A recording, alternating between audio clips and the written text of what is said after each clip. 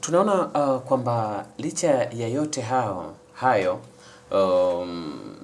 maendeleo ya kielimu hususan kwa watoto ambao wanaishi na bibi na babu yanakuwa sio mazuri zaidi. Inawezekana kutokana na wameshachoka. Wakati mwingine unakuta wazee hawa nguvu tena zile za kufukuzana na watoto kama walivyowalea watoto wao au wajukuu inakuwa tofauti. Mtoto anapofanikiwa mara nyingi utakuta wazazi wale ambao walimpeleka kwenda kulelewa mahala pengine wanajirudisha kwa watoto hawa kwa ajili ya misaada na kujiona na kujifanya wao ni wema sana. Watoto hawa wanatakiwa wachukuliaje wazazi aina hii ambao wakati wa kutafuta kwao walikuwa wapo pembeni, lakini hivi sasa mafanikio yanapokuja wanakuwa mbele kujionyesha? Mimi ushauri wangu kwa watu dhidi ya wazazi wana mamlaka juu yetu, ambao sisi pia tuna mamlaka kwa watoto wetu. Kama ambavyo wazazi wanaweza kuwa wamekosea, na hata sisi tukizaa watoto wetu pia tutakosea. Kwa maana yangu ni kwamba kama mzazi amekosea na wewe umethibitisha amekosea, wewe timiza wajibu wako kwake. Wajibu wako wa kuwa mtoto basi. Baada ya kuwa makosa yake yako wazi na nini kila kitu ushakijua, wewe timiza wajibu wako tu. Ila wakati unatimiza wajibu wako usivuke mpaka kwa kusema kwamba nikifanya haya mimi watu watanipenda, watu watanithamini. Wewe fanya majukumu yako kama ambavyo inatakiwa. Na ufanye mambo kama mitume. Ukipata shukurani sawa, usipopata sawa. Naamini katika jambo moja kwamba katika hii dunia shukurani ya kweli ya Mwenyezi Mungu. Kwa hata kama watu uwafanyie wema kiasi gani, watu wakiamua kukugeuka saa yoyote watu wanakugeuka. Kwa utakapoamua kujitoa muhanga kwa watu, jiwekee akiba naweza kutembelea. Nilikuwa nasema nataka nijitoe muhanga wa mwendo, eka akiba pesa ya maji. Sababu kiwi itakukamata, wale uliotembea kwa ajili yao watakwambia maji hatuna, au atakupa ya chumvi kuliko kupunguza kiwi hata kuongeza kiwi. Sasa kuwa makini sana na kujitoa muhanga kwa watu. Na usijitoe muhanga ili watu wakukubali, watu wakupende. Jitoe muhanga kwa ajili ya Mwenyezi Mungu. Kwamba mimi nafanya haya ili Mwenyezi Mungu anilipe. Sio watu wanilipe. Na baada ya kumtii mzazi, ina maana utakuwa na radhi za Mwenyezi Mungu. Kwa wewe hata kama mzazi awe mwovu kiasi gani, fanya kwa ajili ya kupata radhi za Mwenyezi Mungu. Kwa sababu kama ambavyo binadamu hawajakamilika, hata mzazi wako naye ni mwanadamu, hajakamilika. Lazima kuna saa atafanya vitu ambavyo wewe ukivitizama wasema huyu ni binadamu aina gani, lakini ni mwanadamu. Ambaye amekamilika ni Mwenyezi Mungu mtukufu peke yake. Kwa wakati unafanya haya mambo, fanya kana kwamba unafanya kwa ajili ya Mwenyezi Mungu. Na kwa sababu Mwenyezi Mungu humuoni lakini yeye anakuona, basi kwako hiyo inatosha tu. Sasa tunaona kwamba kuna baadhi ya wazazi wakati mwingine hususan wakina baba walipoambiwa kwamba una ujauzito kutokana tu na hisia hasi ambazo zilitokea, wanaweza wakasema huyu mtoto sio wa kwangu, na mtoto huyo akawa amelelewa na upande mmoja tu wa umamani. Wajomba nani ndio ambao walikuwa wameshughulika na mtoto huyu. Tunashuhudia kuna watu maarufu leo hii wameweza kufuatwa na baba zao kwa sababu tu wanaonekana hivi sasa wana umaarufu fulani ama wamefika katika hatua fulani, na huwa hawaendi kwa watoto moja kwa moja, wanaenda kwenye vyombo vya habari na kuanza kujitangaza. Hivi unamfahamu fulani? Fulani mimi ni mwanangu kabisa, lakini hanijui kwa chochote. Hivi sasa unavyoniona hivi mimi nimechakaa, lakini mwanangu anaishi katika maisha ya kifahari. Watoto ambao wenye wazazi wa aina hii wanatakiwa nao waishi nao vipi sasa? Unajua kuna ugonjwa ambao ni kama hali ya kiakili, shida ya afya ya akili inaitwa narcissist. Kuna wazazi ambao ni narcissist. Hawasijui jina lake la Kiswahili, lakini wapo wazazi ambao ni watu wa lawama. Eza kuta hajamtafuta mtoto wake hata siku moja. Aweza kuta hana mazungumzo mazuri na mwanae hata siku moja. Lakini kwa sababu amepata tuseme njia ya kwenda mjini, anaingia mjini.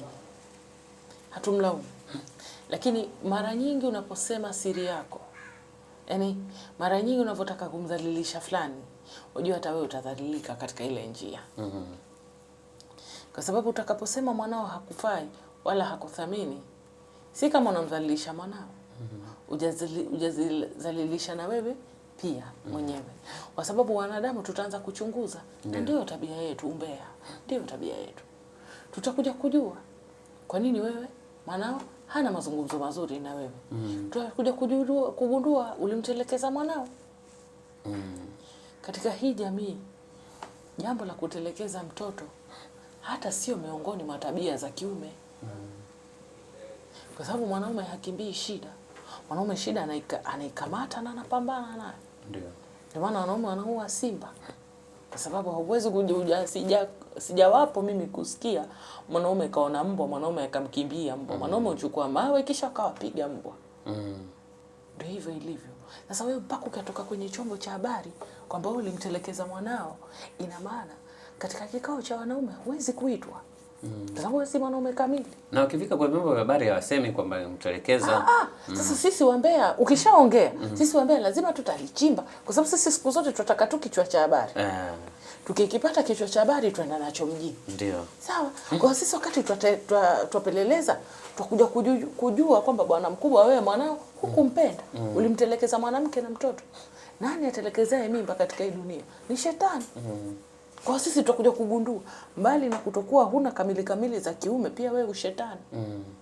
Pia wewe ni laghai. Pia wewe ni narcissist. Kesho na kesho kutwa watu waliokuwa wakifanya nao biashara hawawezi kukuamini tena. Kumbe ungefunga mdomo wako, watu wangekuhurumia. Kwa sababu gani? Huna anayekusaidia. Ndio maana nikasema saa nyingine unaweza kutoa taarifa za watu wako wa karibu ukawaona kama wakomoa. Kumbe na wewe mwenyewe unajiuza katika zile taarifa kwamba mimi nami si mtu sahihi. Kwa sababu haiwezekani wewe ukawa mtu sahihi ukawa karibu na watu wasio sahihi. Kwa saa nyingine kukaa kwako kimya ndio nafuu yako wewe mwenyewe. Lakini la pili, dunia hii inawahurumia sana watoto waliotelekezwa na baba zao. Kwa sababu kutoka wanazaliwa mpaka wanaenda kaburini, wao ni wagonjwa maskini watoto wao. Ndio. Kutojiamini, kutoona thamani ya baba, wengine wamelelewa wanawake kwa wanaishi kama wanawake, kwa hiyo wanakuwa na matatizo mengi, hawawezi commitment, unaona? Kwa hiyo watu wanawahurumia watu hawa kwa sababu ni watu waliotelekezwa. Kwa hiyo pia wamtia aibu mwanao. Yaani wewe damu ni ya kwako na unaidhalilisha. Kwamba bwana huyu ni mtoto tu wa barabarani, babake alimwacha tu barabarani. Kumbe ungekaa kimya, ungeokoa kizazi chako. Hata kama hakuangalii. Lakini yule ndamu yako, na sasa labda na watoto 4 nyuma yake. Kwa ile pale ndamu yako, jenga urafiki basi na hawa wajukuu zako. Kama wewe kweli ni mtu. Ndio maana mimi huwa na washauri watu. Ikiwa mtu anajaribu kukuaminisha kwamba yeye amebadilika, ndio, hawezi kutengeneza kampeni ovu zidi yako. Kwa sababu wewe umenikosea mimi kwa kunitelekeza. Lakini unakuja kunikosea mara ya pili kwa kunidhalilisha. Taarifa ambazo nilikuwa sitaki watu wazipate, wewe wawapa bure. Kwa wewe umenikosea mara ngapi? Mara 2. Na mtoto ambaye amezaliwa na mamake tu akalelewa na mamake ni mtoto asokuwa na baba. Ina maana mimi hata kukurithi siwezi kukurithi. Sasa wewe unahisi mimi kitu gani kitakachonifanya mimi nikuhurumie kama hata urithi wako siwezi kupata? Kwa hivi kwangu mimi kukaa kimya kwa kusema kwamba siwezi kukuzungumzia popote ni heshima tosha. Basi nyamaza. Sasa kuna usemi wa Kiswahili unasema ukitamani mafanikio ya mtu utamani na mapito yake. Hili lina maana gani katika jamii yetu? Maana yake ni kwamba si kila mtu unayemwona amefanikiwa ameletewa kijiko mdomoni. Akaambiwa kula saa 7 imefika. Si wengi wamejitoa muhanga na wamepiga mbio ambazo labda wewe ungeambiwa ufanye nusu yake usingeweza. Na usimuone mtu tu ametokea amekaa mahali anazungumzishwa na wewe ukasema mimi pia naweza kuwa kama yule, naweza kumwangusha. Si wote wamefika pale kwa sababu yao, wengine wafikishwa na Mungu. Labda watu walinyanyasika miaka mingi, kwa Mungu akasema acha mimi niwape ujira wa kukaa kimya hawa watu. Kwa sababu kuna watu wanakutana na madhila katika hii dunia. Ndio. Na ambao Mwenyezi Mungu anawapenda sana kwamba kila wakikutana na majanga hawasemi. wananyamaza kimya na kumshukuru Mwenyezi Mungu. Sasa inafika ile subra yao Mwenyezi Mungu kishawajaribu sana, kwa anataka awape ujira wa subra yao. Sasa ndio unawaona watu unasema huyu mbona kama Mwenyezi Mungu kampa kibali. Sasa unahisi mtu anampa kibali Mwenyezi Mungu, unafikiri ni mtu tu katokea. Inaweza kuta mama yake alifanya wema, Mwenyezi Mungu anaulipa kwake. Inaweza kuta baba yake alifanya wema, Mwenyezi Mungu anamlipa kwake. Au inaweza kuta yeye ana mazungumzo ya siri ambayo anazungumza na Mwenyezi Mungu ambao mimi na wewe hatuyajui. Au kuna wema ameufanya haje usema, Mwenyezi Mungu anasema kwa wema wake aliofanya kwa siri, acha nimbariki. Sasa watu wana siri nyingi kwa walipofikia. Kabla hujaanza kutamani maisha ya mtu au riziki ya mtu, ujue kwamba kuna matatizo mengi juu yake alikutana nayo. Na kama riziki ya mafanikio ya mtu ikawa kubwa zaidi, ujue hata majukumu au mtihani wake ni mkubwa zaidi. Kama ambavyo cheo kikiwa kikubwa zaidi, mitihani ya cheo ni mikubwa zaidi. Sawa. Kuna watu usipowasaidia leo, licha katika mapito yako wanakuwa chache sana, lakini panapokuja mafanikio huwa wanakimbilia wao kufikiria tu kusaidiwa bila ya kujua kwamba nyakati za shida wao walikuwa wapi. Jamii yetu inatakiwa kuelewa nini kwa mtu ambaye mwenye mafanikio leo hii, ambao wakati mwingine walijitenga na inawezekana hata walitupa mawe ili mradi tu asiweze kupanda na kufika katika mahala alipo hivi sasa, lakini wana malalamiko mengi kwa sababu fulani leo hii hanijui, fulani hafanyi nini, fulani mimi nimesoma naye kabisa, na vitu vingine kama hivyo. Jamii inatakiwa nini ifahamu? Kwamba mtu hana mamlaka wala wajibu wa kukusaidia kwa sababu si babako wala si mamako. Unaweza kumdai mtu msaada ikiwa tu ni mzazi wako na wewe una miaka chini ya 18. Lakini kama una miaka baada ya 18, hata babako hana wajibu wa kukusaidia. Unatakiwa ujipambanie mwenyewe. Maana sheria ya nchi inasema wewe ni nani? Mtu mzima, na unaweza pia ukafungwa. Kwa wewe mwenyewe unatakiwa ujipambanie. Kwa mimi hata kama nimefanikiwa, ulinisaidia hujanisaidia, si lazima nikusaidie. Nitake kukusaidia. Si deni kukusaidia. Kwani Mwenyezi Mungu sikatuumba sisi wote? Ndio. Mbona hajatufanya sisi wote tukawa matajiri? Si anampa mtakaye. Na saa nyingine wengine hawatakao hawapa kwa sababu ni mtihani. Basi na wewe niache mimi. Si lazima nikupe. Nampa ni mtakaye. Na si ajabu ninayempa pia naye ni mtihani. Na si ajabu na wewe ninayekunyima pia nakupa mtihani. Nione, je, utakuwa loyo kwangu bila kupata kitu? Kwa sababu unataka kumjua mtu sahihi kwako ni mtu ambaye humpi kitu na bado amesimama na jina lako. Mtu ambaye watu ambao hawana njaa, huwezi kujua loyalty yao. Loyalty yako hasa ipo kwa watu ambao hawana kitu na bado wanakusupport. Wale ndo watu wako. Lakini watu walioshiba hata wakikusupport wala hawataki kukushtua. Kwa sababu kwanza mmeshiba. Sijui hata kama mna njaa. Akitokea mtu akawapeni chakula, dawa ya kupunguza shibe pia mnaweza mkaniacha. Lakini watu ambao hawana chakula na hujawapa na bado wamesimama na wewe, ndo watu wako. Sasa tunaona kipindi cha likizo baadhi ya wazazi huwasafirisha watoto wao kwenda kuendelea na masomo, wakati mwingine ya ziada kabla hawajarejea tena, lakini kuna baadhi ya wazazi watoto huwa nyumbani na kukaa nao wakati huu, na hapo ndo kelele zinapoanza sasa. Bora shule ifunguliwe, wewe mtoto sio kafanya nini, na mambo mengi kama hayo. Vipi wazazi wanatakiwa kuishi na watoto wao, hususan katika kipindi hiki cha likizo ambacho watoto wapo nyumbani na wao? Wazazi wanatakiwa wafahamu kwamba hiyo adha wanaoiona ni kwa sababu ulezi wamewaachia walimu. Laiti kama wangesema wao wawe wazazi, alafu walimu wawe walimu, wasingeona adha ya aina hiyo.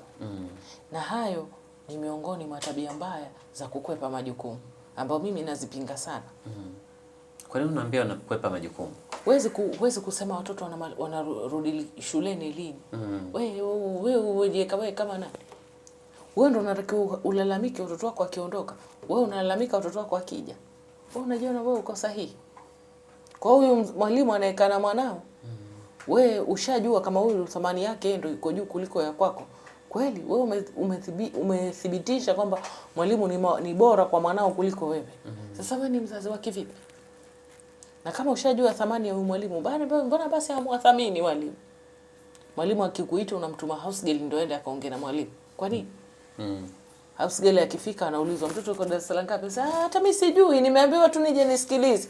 Au unamtuma boda boda ndio aje achukue ripoti ya mwanao. Anaulizwa mtoto huyu mbona hafaulu? Aisemi sijui, mamake kaniambia nije tu nifuate hii report card. Sasa sisi tunaongea na nani hapa? Kila kitu unachomwambia mtu asema sijui. Sasa mzazi anakutukana na wewe maskini unakuwa bado hujaliona lile tusi vizuri. Utakapoletewa boda boda badali ya mzazi ndipo utakapojua huyu mzazi anikosea adabu kweli mimi.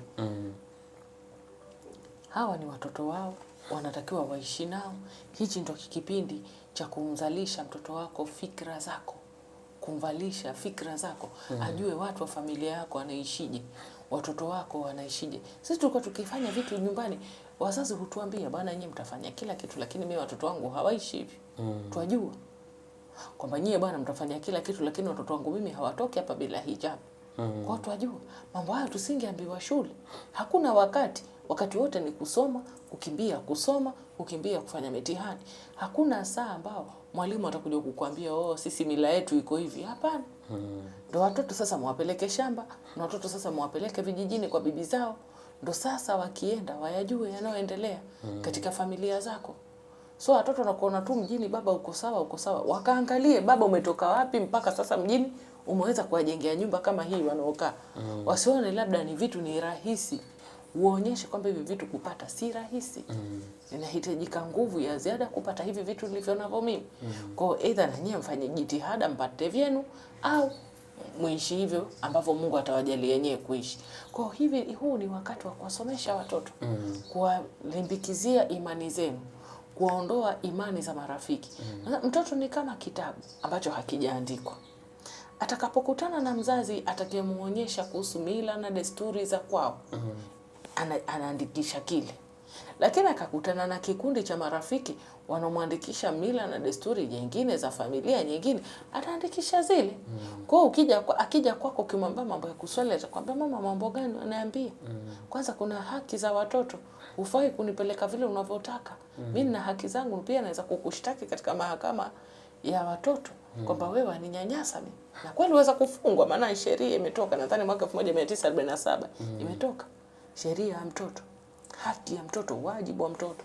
Sasa mtoto akiwa amebambikizwa mila za kimagharibi na watoto wengine, wewe mwenyewe huwezi kumlaumu mtu. Kwa sababu hichi kipindi kuliko ukae na mwanao, wampeleka kwa bibi. Wampeleka kwa shangazi. Kwa nini? Sitaki vurugu mimi. Wamekuja lakini wamekuja siku 28 pekee. Hawatakaa baada ya siku 28. Unahisi tabia ni siku 21, ni kupatikiza tabia mpya ni siku 21 kisaikolojia. Ina maana wewe yatakiwa ukae na watoto wiki zako 3 kamili, uwafundishe tabia ambazo wewe wazitaka, ndio zile 7 wapeleke kwa bibi yao wakaone maisha au wakajazilie maarifa. Sasa wewe zote 28 zote wapeleka kwa bibi yao. Wakifika kule waogopeka. Unafikiri bibi atawasema watoto wa mjini? Wala hawapi kazi ngumu watoto wa mjini. Hivyo watoto wa mjini hawapewi kazi ngumu. Hawapewi kazi ngumu. Kwa nini? Kwa sababu tu mamako yeye aone uvoishi na wanao. Hataki kuwatesa. Umkute mama ambaye yuko ngangari ndo atawapa jembe awambie nendeni mkalime nini. Lakini wengi wanawaachia tu. Wanakula, wakilala, wanachukua tableti zao, wakifanya hivi. Wanawaogopa. Wanawekea TV. Wanawaogopa watoto wako. Sasa ukute mamako ambaye mwenye msimamo ndo atawachukua twendeni kwenye banda la kuku nini. Kwa sababu wewe hujamuonyesha mamako kwamba watakaa watoto wafundishwe. Watu wanafika chuo kikuu, watu wanafika wanataka kuolewa, watu hawajui kupika. Ni kweli. Watu wanajua kupika chai tu. Chemsha maji moto, waeke kwenye chupa, waeke tea bag, hiyo ni chai. Ni sio chai, hiyo maji moto.